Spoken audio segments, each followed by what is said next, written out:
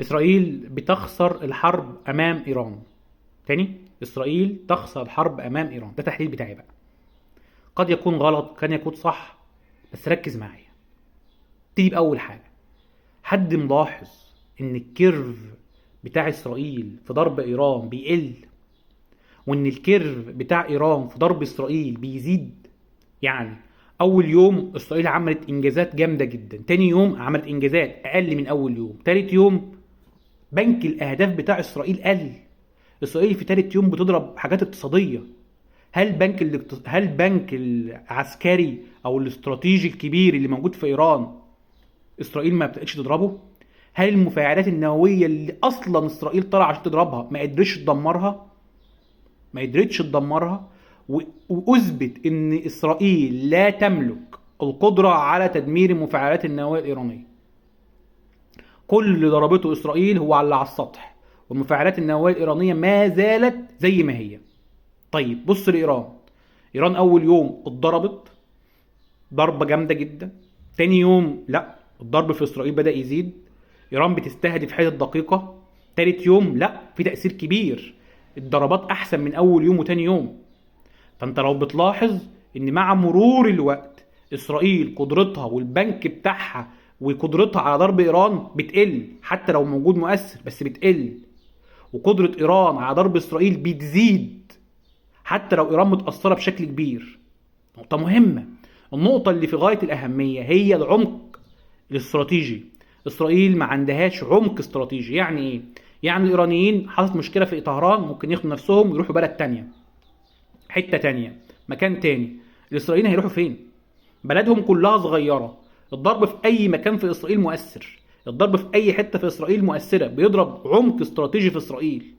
فإسرائيل مش مستحملة وما عندهاش القدرة على تلقي الضربات بشكل قوي لمدة زمنية طويلة، ما عندهاش القدرة دي، ما عندهاش عمق استراتيجي، ما عندهاش قدرة انها تتحمل. النقطة اللي بعد كده ودي في غاية الأهمية، بص لقدرات إسرائيل في ضرب إيران. محدش بيتكلم عن نقطة مهمة ان اسرائيل ما عندهاش قاذفات قنابل فلا تستطيع تدمير المفاعلات النوويه. تاني نقطه، المسافه ما بين اسرائيل وايران، يا جماعه المسافه ما بين اسرائيل وايران هي مسافه كبيره جدا، كبيره جدا. ما حدش بيتكلم على مدى الطيران بيطير من اسرائيل لايران، المدى بتاعه قد ايه، التحمل التزود بالوقود. هل اسرائيل عندها قدره كبيره جدا على تزويد طائرات كتيره جدا بالوقود؟ طيب الصيانه بالنسبه للطائرات زي اف 35، اسرائيل عندها القدره دي؟ ما عندهاش القدره دي. لاحظ معايا ان هدف اسرائيل تغير من القضاء على المفاعلات النوويه الايرانيه، لان لو اسرائيل فعليا قدرت بضربه استراتيجيه قويه استباقيه تدمر اللي هي عايزاه وتحصل على اللي هي عايزاه، خلاص خلص الحرب. هتقول لك ايه؟ احنا مش هنضرب تاني وخلص الموضوع. احنا مش هنضرب. يعني لو اسرائيل طلعت النهارده وقالت لك احنا مش هنضرب والموضوع خلص واحنا حققنا اللي احنا عايزينه، ايه كان هيحصل؟ خلاص الموضوع خلص، ايران لن تستطيع تضرب اسرائيل، ولو ايران ضربت اسرائيل كل العالم الغربي هيجي يضرب ايران. ما انت بتضربيها ليه؟ ما وقفت الحرب. لكن اسرائيل ما استطاعتش انها تدمر اللي هي عايزاه، وما قدرتش تحصل على اللي هي عاوزاه، واتجهت للبلان بي. البلان بي اللي هي الضغط على النظام الايراني من اجل التفاوض، من اجل مين؟ من اجل التخلص من البرنامج النووي الايراني. طيب في الوقت اللي احنا موجودين فيه، فرضا ان اسرائيل قررت انها توقف العمليات دلوقتي وقفت العمليات، خلاص وقفت العمليات، ايه الاضرار على ايران؟ تعال نبص كده، ايه الاضرار على ايران؟ مفيش حاجه. بالنسبه للمفاعل النووي الايراني كله زي ما هو، المفاعلات النوويه زي ما هي، في بعض التلوث اللي الضرر ده ممكن تعمله ايران في سنه، في اتنين، في تلاته، لكنه موجود ولسه شغال. حتى الحاجات اللي هي ضربتها اسرائيل، ايران اصلا دوله عندها مشاكل اقتصاديه، فقشطه انت ضربتني هقدر ارجع.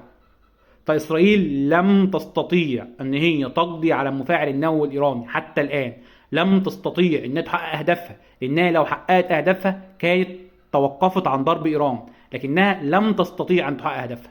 ولحد دلوقتي اسرائيل بتضغط على ايران عشان تقعد تفاوض مع الولايات المتحده الامريكيه. اما تتفاوض مع الولايات المتحده الامريكيه تاخد اللي هي عايزاه عن طريق التفاوض. طيب لو ايران رفضت زي ما الوضع دلوقتي موجود، ايران رفضت التفاوض، تمام، وراحت جايه وبدات تضرب اسرائيل، والضربات في اسرائيل ضربات مؤثره، اسرائيل تستحمل لحد فين؟ واحد يقول لك طب ما اسرائيل بتضرب ايران، ايوه بس ايران اصلا دوله مضيعه. الاقتصاد الايراني مضروب، ايران عندها مشاكل في حاجات كتيره جدا، العمله الايرانيه مضروبه، فايران عندها مشاكل. طب اسرائيل؟ لا، اسرائيل عندها دوله نمو، عندها اقتصاد، عندها، فبالتالي الضربه في ايران مش هتاثر زي ما بتاثر في الضربه في اسرائيل، لان اسرائيل دوله مستقره وعندها نمو وعندها سياحه وعندها، فالضربه فيها لا هتاثر كتير وهتخسرها اقتصاديا كتير. ايران عندها عمق استراتيجي، اما انت بتضربها بيمشي من بلد يروحوا بلد تانية، من منطقه لمنطقه تانية. ايران عندها جبال تقدر تخبي فيها اسلحه، تخبي فيها ناس، تخبي فيها قاده، وده ما عملوهوش بس مش مشكله. لكن اسرائيل ما عندهاش حاجه، الناس قاعده كده عندها ملاجئ، ما فيش. فبالتالي استمرار الحرب بالشكل ده في مصلحه ايران مش في مصلحه اسرائيل. في مصلحه ايران مش في مصلحه اسرائيل. اسرائيل لا يمكن تستحمل اسبوعين 2 بالشكل اللي احنا شفناه في ال3 ايام اللي فاتوا. لا يمكن تستحمل كده، لا يمكن باي شكل من الاشكال.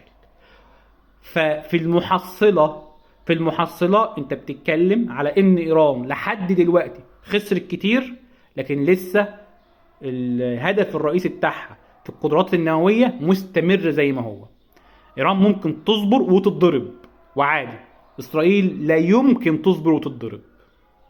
طيب النهايه بالنسبه لي انا شخصيا وكرأي شخصي، انا شايف من وجهه نظري ان انا من مصلحتي انا ومن مصلحتنا كعرب ان ايران لا تملك سلاح نووي.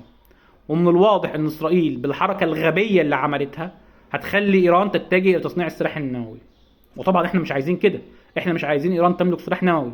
لكن في نفس ذات الوقت احنا مش عايزين اسرائيل يبقى عندها القدره على انها تتغطرس في المنطقه وتطلع تضرب اللي هي عايزاه في الوقت اللي هي عايزاه. لازم اسرائيل تدفع ثمن، واللي بيحصل فيها لازم يحصل عشان الاسرائيليين يعقلوا كده ويفهموا ان الدنيا مش ماشيه سبهلله، وان هم هيدفعوا اثمان لاي حاجه هيعملوها.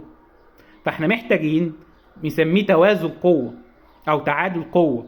محتاجين ان ايران تفهم ان العرب واللي حواليها لابد انها تفهم انها من غيرهم مش هتكون، والفكره العامه ان هي عايزه تسيطر على العرب والخلافه بتاعتها او الولايه بتاعتها تفكك منها اصلا، وتعرف ان اللي بيحميها فعليا هم العرب اللي حواليها، وان اللي باقيين ليها هم العرب اللي حواليها، وان هي عمقها الاستراتيجي بالعرب اللي حواليها، وتفكك بقى من الثوره الاسلاميه والعبط اللي عماله تتكلم فيه.